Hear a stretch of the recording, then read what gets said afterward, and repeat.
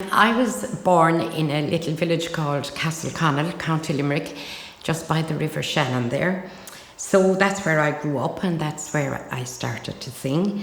And in 1969, I met my husband, Tomás O'Callagher, who's a West Kerry man, and both of us ended up here in Ring. The idea being, well, Tomás was the teacher in Ring College, so that's how we ended up in Ring. And we bought a pub the year we married, Tiggincool down in Balnagowl. So that's the first place I came to, was to live in Tiggincool in Balnagowl. Now, when I arrived in Ring, I had no Irish whatsoever, and the Irish was very, very strong at the time, very rich. And we had an awful lot of the fishermen in and out, of course, every day. Now, I had heard of the very famous Shannon singer here, Nicholas Tobin. I would have heard about him before I came to Ring from listening to radio. We had no television, I suppose. Oh, we had at the time. I would have heard him on Ciarán McMahon's programme, and I knew he was from around Waterford. So that was the big thing, to meet Nicholas Tobin, because I just thought he was outstanding. You know, he was a lovely man, very quiet, very gentle, and he was in the pub. For as long as he had money, he was in the pub. But no matter how drunk or sober or anything, he was always a gentleman. Now, he had 3 brothers and 2 sisters who all sang as well. And the strange thing about here was everyone that came into the pub could sing. Because looking back now, there was no music. I remember 2 whistle players when I came here, Pat White and his son Paddy. But other than that, the music wasn't strong here at all. It was singing and literature. There was a lot of people wrote songs and wrote books and about, folklore and that as well. But today's day and age is a completely different setup because there's fantastic music. The youngsters have great music here in Ring. There's great young singers coming up. There's great artists. Joan Clancys, lovely gallery, gives us all a chance to come and look at the wonderful paintings and the talent of the local artists. So we have music, singing and art, very, very much so in Ring now. And Joe, when your own family, like when you were up in Limerick, was there always a singing tradition or how? Strangely now, I'm one of 7 sisters and I had 2 brothers. My parents didn't sing at all. My father would have had a great interest in poetry. He was a great man for reading and all that. But no, he never sang. Mind you, towards the end of his life, he thought he could, but he wasn't a singer. But his mother, my grandmother, it was her I first heard singing these local songs. And you must remember, like in the late 50s, it wasn't something the kids did. You know, they thought I was completely weird to take an interest, particularly in local songs. You know, my grandmother was born in Clonlara, County Clare, which is just across the river from us. But she was very proud of being a Clare woman. So she would have had a lot of local songs. The Falls of Dunass was one of her greatest. They were, very famous at one stage there along the river. So I would have picked the songs from her. And what was her name? Her name was Bridget Hickey. It was her own name, but Bridget Mulqueen. She married my grandfather then. But she was a great singer. And, she was a great Republican. And she told me all about the Fenians and the Rising. And actually, she had one song that I got from her. Everybody sings it to white, orange and green, but no way would she mention the orange, white, yellow and green. She was very, very, I got great songs from her, you know. And I was very young at that time, but I'm so glad that I was kind of blessed with the memory, if you like. And I might have written 1 or 2, at 12 you don't write very well. But I'm glad that I got some of them, and very sorry that I didn't get more. So I kept them and I kept singing them. Then I started to go to flaccules. My first fla was 1959 in Thurles. It was an All-Ireland fla. And I won the competition there, and for 2 years in a row after 59, 60 and 61. So that put me on the road. So I believe Nicholas also won the flat. He won 3 times. the Oireachtas, that's right. Would you believe it now? He's the only person, man or woman, to win the Oireachtas 3 years in a row. Now, 61, 62 and 63, I think was Nicholas's years. There's people who won it 4 times, but there was a gap of years. Now, they call it, the main competition at the Oireachtas now is called the Corny Riada, and that's between men and women. So if you win that competition, you know, that is really something. But in Nicholas's time, it was a gold medal, you know, that the Riada was still alive in 61, 62 and 3. But he's the only man. Now we have another girl, a woman here in Ring, Anya E. Callig, and she won it twice. But there was intervening years, do you know? And what's your memory then? You said you came in, you were a blow-in, and you were a stranger as such. What's your memory of Dungarvan then? Funny now, going into Dungarvan from Ring, just turning around there to the left at the parish church. There's buildings there now. But to look down the street, you could see, you had sea and the mountains as well. Now, I hadn't sea or mountains in Limerick, you know. It was all green fields, you know, it was agricultural land. But I thought that was the greatest view that I really saw at the time of my life. I just thought you had a town first, which I didn't. I was in the middle of the country. Then you had the sea, and then you had the mountains. It was like a 3-tier sort of vision. I really, anytime I go into Dungarvan, and it's a long time ago now, I'm still taken by that view. The square wasn't what it's like today, but it was lovely. You know, the shops were nice, the pubs were there, and there was a pub on the square, Tommy Powers. It's Nagel's now, and that was the music pub. All the musicians went there, or they had a branch of Cultus Cultori Éireann. They actually had an All-Ireland Fleadh in Dungarvan in 57. They ran an All-Ireland Fleadh, but that was the big meeting house. And when I came here, like it would have been into Tommy Powers, I went to meet the local musicians. And then you said there was no musicians out this way, but where were they then? Were they in Dungarvan? Dungarvan, yes. Okay. In our pub now, we had musicians Friday night, Saturday night and Sunday night, all through the summer. We had Mickey Dalton, who is still alive, a lovely box player. He had a fiddle player with him, Bill Joe Morrissey, and he had a bowron player called Paddy Quinn. Now Paddy, they were all from in and around the town of Dungarvan, but not alone them now. There was the Fahy family, they were great musicians. They'd be outside the town now, you know, but they'd all come out to the pub. They'd follow these 3, you see. So you'd end up with a whole pub full of musicians because, you know, that was the place to go. You had Mooney's now as well, and Murray's in Ring. Mooney's was a great place as well, you know. But I had contact with a lot of musicians of my own, you know, and they came to us as well.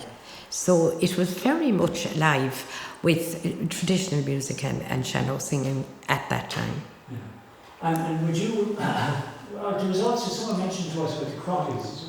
Crotty. Coffee family. Oh God, yes. They'd be all parish now. They're the next parish. Jimmy Coffey, who's still alive, and I think Jimmy is about 96, and he was a great singer, a great Shannon singer as well. And his wife would be an aunt to Nicholas Tobin. So Jimmy's family are still singing, the Coffey sisters as they call them, and they're lovely, lovely singers. Oh, Jimmy was a regular visitor. But in Old Parish they had a pub as well called John Paul's, and the owner of that, the old man, Welsh was his name, Willie Welsh was his name, yeah, he played the whistle. And a very good whistle player. So he would have gathered the music as well. Do you know what I mean? Whatever was around. I'm not too sure what kind of music was in Old Parish, as in instruments, you know, but they would have come out from Dungarvan. Again, there was a lot of singing in Old Parish as well. And you said you're now teaching young singers. That's right, yeah. I go down to Sconnalanov Coloston or Rinna or Ring College, and I have about 9 students there. I don't take classes because I don't know, in a class they're inclined to pick up the words wrong, and I'd be very particular about that. And I've 9 students there from all over the country, but it's amazing how some of them are extremely good at the sean-nós, and they would have no background whatsoever. I have a little chap from Dublin at the moment now. He's from Dundrum, and he's really very good. I have a little Filipino girl, and she's outstanding at the Irish sean-nós. So, you know, you can teach it. It may not be, they may not have it from the very cradle, if you like, but they're very close to it. Yeah. Would you feel confident that the future of song in Ireland is secure? I mean, generally, I suppose we've got a great situation here in Ireland at the moment with the Clothes groups for the music. Yeah. But I'm just wondering, how would you feel we're doing as regards singing? There's a kind of a change over in the singing, you know. I've noticed now, I've been to a lot of concerts. I was at a concert just over the weekend in Clare. They're inclined to hire groups, traditional groups, and they always have a singer. But the singer very seldom would sing unaccompanied. They sing with the group. Now, what's happening too is the old traditional songs that I would have, the old unaccompanied stuff, they're getting them now and they're playing them with the groups, you know, music, which is lovely because in one way, I suppose they'd be forgotten, you know. But there's very little people now singing unaccompanied because it's quite a hard thing to do. You must keep in tune, you've nothing to at your back, if you know what I mean. If you make a mistake, that's it. But if you're in a group, the music covers up a little bit here and there. Not saying now that they're very good singers as well, and very enjoyable. But I see a change. I don't see very many young, unaccompanied sean-nós singers now singing at concerts. They probably go to the flas, but then when they're at concerts, they'll join a group. Do you know? Have you ever seen where you often see in the old films where, especially with the men, would be holding hands? Yes, yes, yeah. What was that about? They say now that originated in Connemara, you know.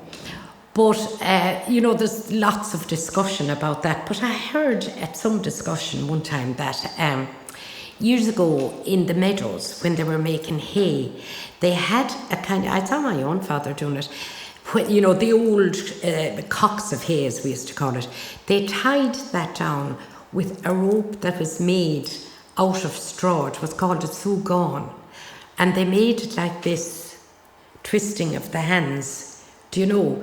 And they'd often sing, I suppose, at the same time, just like in Scotland, in the Hebrides, they had working songs and they had walking songs and all that. And they say that's where it came from, the twisting of the rope, you know. Now, strangely enough, that would put me completely off.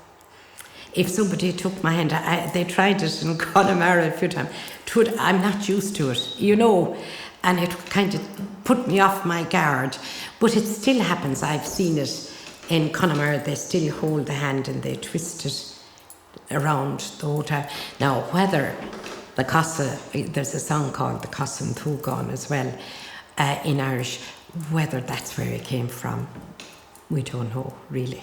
But and that's when you're singing, do you kind of go into your own head then, or do you close your eyes?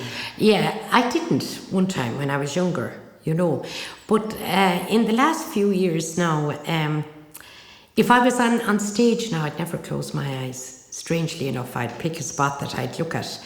But if I was very near people, you know, I would. Because you can, when you're on the stage, I mean, there's lighting and everything, you can go into a different world, nobody knows, you know. But when you're very close to a person, they're watching your expression, everything. And you're as well have to close your eyes and, you know, go into your own.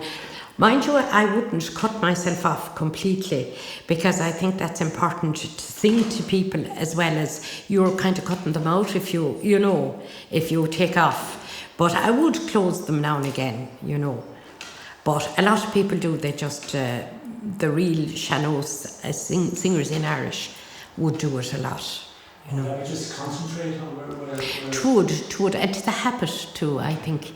You know, that they might have been a bit shy, or if when you're very close to a person, you're looking at them straight, you know, and that's hard to sing 6 verses of a song looking at some fella or somebody in the one position. So maybe that might have been part of it as well. They would have been very shy, the old Shannon singers. They probably wouldn't have any eye contact a lot, except, you know, if they were talking to you for a few minutes or something.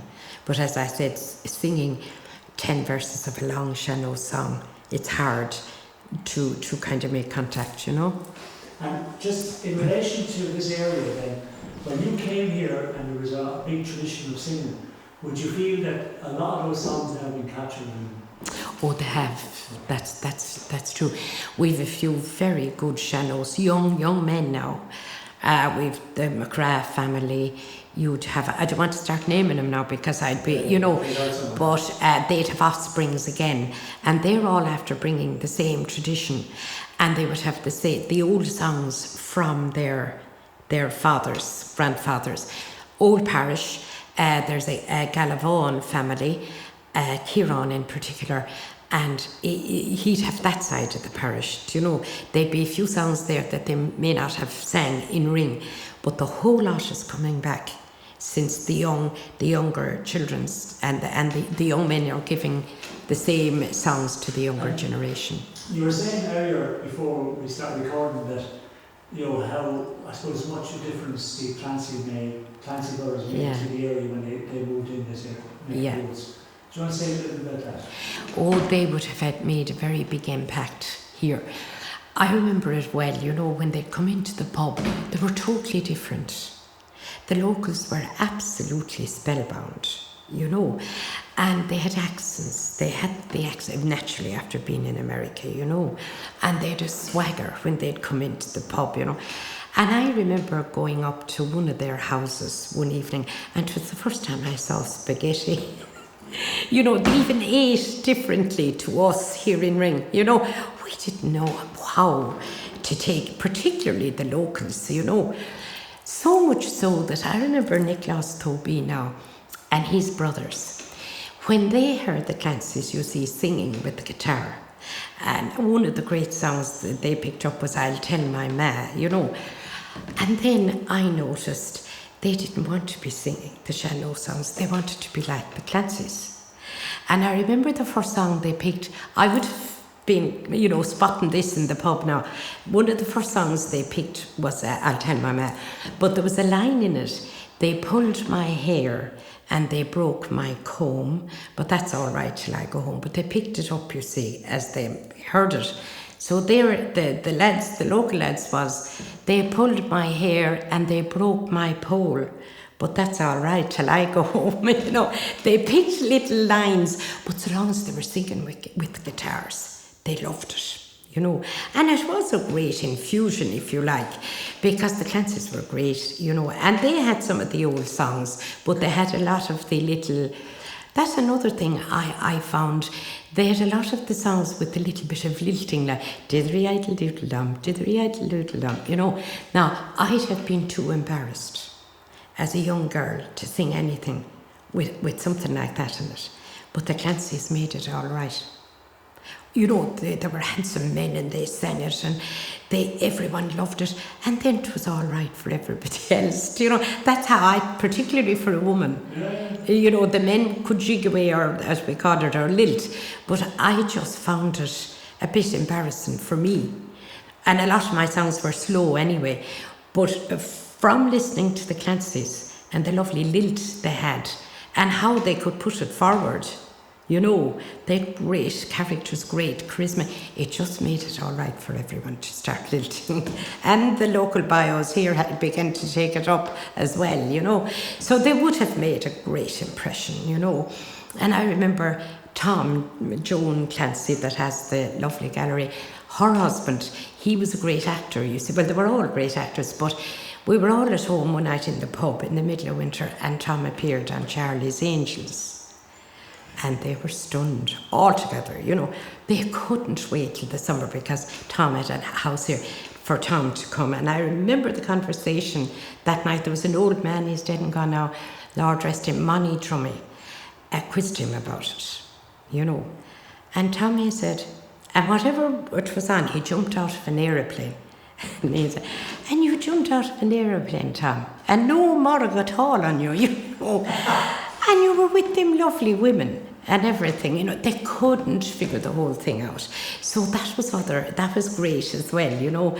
And Liam, of course, Liam was very charismatic altogether and very good to the local people and very interested in fishing and talking to the fishermen and going out fishing with them. And it was a complete new revival, really, when the Clancys came in. Then, of course, they brought Seamus Heaney here. I remember your man that wrote one of the Eurovision songs, Healy, what's his name, first name, whatever, I can't remember it now. But they brought loads of famous people. I remember my own girls, they were away in college at the time, we'll say the early 70s, in Soraka, if she heard me now. She'd be waiting if she was in Mary I in Limerick. And when she'd come home, the first thing is she'd have to drive to Helvick. Liam had a recording studio onto his house to know was there any cars above there. And then she'd get all excited to come home and have the shower, do the hair, over to Mooney's, and God only knows who you'd meet for the night, you know. So even for the young people, it was just great, you know. They'd bring around, and I must say now about Liam Clancy, Nicholas Tobin, he was very, very proud of Nicholas and very fond of him. But Nicholas and myself did a load of television work with Liam. And when I'm talking about the early 60s, there wouldn't have been anybody singing as such, female. They would, but they wouldn't be moving out, you know. So I was mad for the road, of course. So myself and Nick had a great time. We went everywhere. I remember going up to Belfast to do 2 programmes for the BBC with Liam, you know. So he was very good to us as well, you know. You looked after the area. Oh, very much so. Yeah, he never forgot me or Nicholas Tobin now. He would always involve us in whatever he was doing. Did either of them have any Irish? Oh, Liam recorded a few songs in Irish. He would, but you see, he was away from the place so long. You know, he was only home at intervals, that if Liam had been living here for a few years, he'd have been a good fluent speaker. And Tom would use a few phrases, and Paddy used to come up from Carrick, and he would, you know, they all had great love for it, you know, but they weren't here long enough to get into it. You love language. Oh yes, they would have been clever, you know, and they were acting, and you know, even if they were making mistakes, they could cover it up, you know. Whereas we'd stop and we'd say, "Oh my God, what am I after saying?" You know. So they definitely added a big contribution to the life in Ring, and I feel very lucky that I was here when all that happened, and I could see it all changing, you know. But you could also see it from an outsider's eye as well. Oh, absolutely, you know, that I could sort of size up the lads, and you'd be, you know, thinking of what they were saying, and you'd watch their expression. Tom was a great fella, you know. He'd come and say, "Oh, I was in Los Angeles last week," and you know, and they'd be just stunned, like watching him, you know. And then if they could think of any old song at all that had any bit of even a word like Los Angeles, they'd sing it, you know. So it was a great time to be in Ring. I came at a very good time. And as I said, the Irish was very rich. I'd no Irish whatsoever. And but the pub, I often think of my own children. I say to them, "Well, you all did your degrees, but none of you had the university I had." Because it was pure life, you know, and I learned the hard way, and I made mistakes, and I listened, and you know, it was great experience. When did you get into the pub then? When did we buy? When did you sell the pub? Oh, we had the pub. We sold the pub in '76, and we were there. We went into it in '69, and we were about 7 years there. You know, it was tough going, even though I loved it, and I owe anything I have to the people and to the pub there.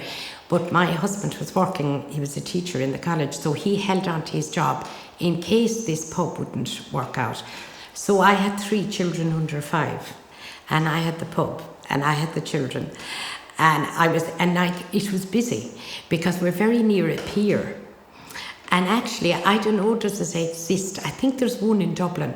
We had a fisherman's license, which means you could open for 22 hours. Wow. in a day because we were very near a pier. And I can tell you, we opened for the 22 hours. We were often there all night, you know. And the fishermen would be going out at 6 or they'd be coming in at 6. And if they saw a light, you were finished because you'd have to let them in, you know. So it was tough going, but a great, great experience, you know. So then I remember I went to America on a concert tour in 76. So Tomas was at home with 3 small children, his job. My mother came up from Limerick to look after the children. And when I came home, I was quite surprised when he said, there's one thing I've decided to do now, I'm selling the pub. He said, how did you do it? So he began to think, you know, with small babies and the whole lot, you know, it was very tough. But and we sold it when we did. I mean, there's nobody buying country pubs now. Yeah. The life is gone. But we had it at a great time. Yeah.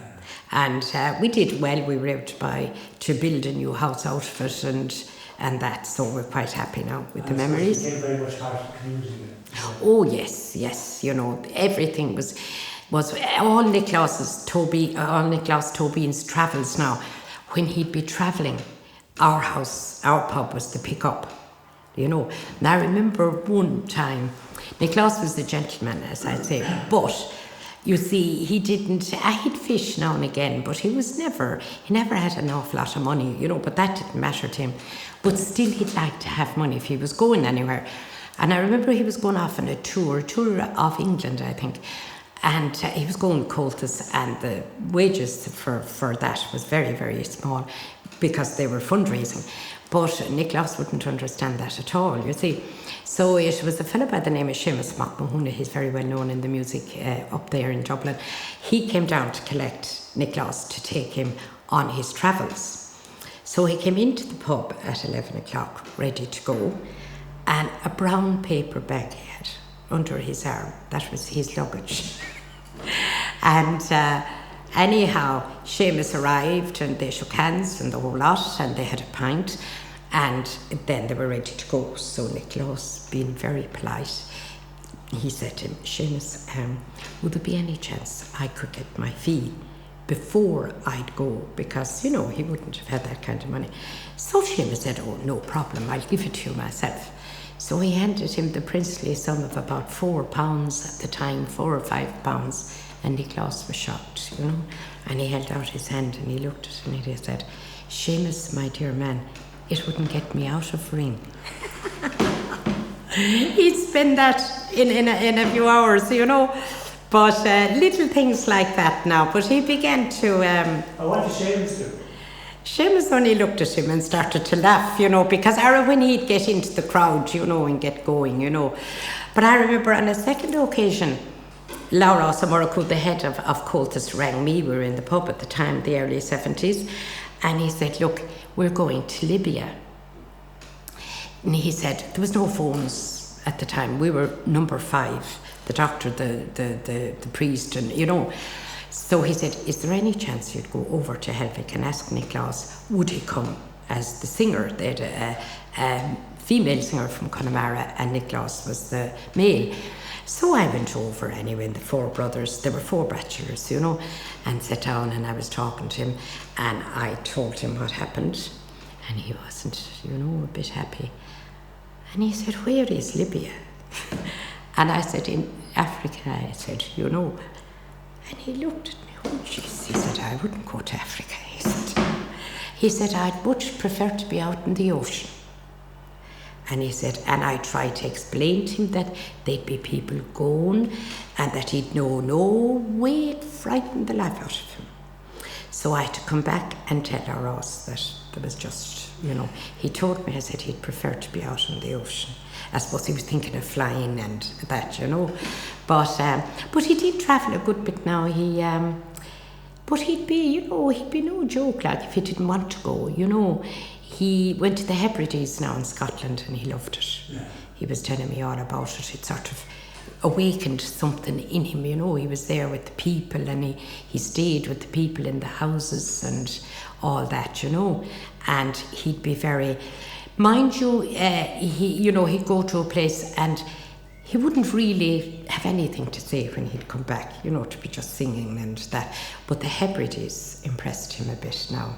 I remember talking to him. I suppose it's very close to Rome. Yes, oh sure, yes. I was there myself actually, but not in the islands that he was on, you know.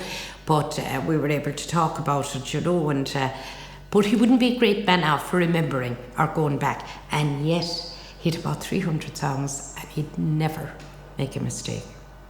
Wasn't it amazing, you know? And did any of his brothers sing? Oh, every one of them. The Colúther, they all had names then. Paddy had a boat one time called the Colúther, so that was his name, the Colúther. He was a great piano singer, absolutely great. But you see, as well as being a singer, I often used to say to my own daughters, you have to have something else as well. Do you know, like his other brothers now couldn't be bothered, do you know what I mean? They wouldn't get up there in front of people, but Nicholas would.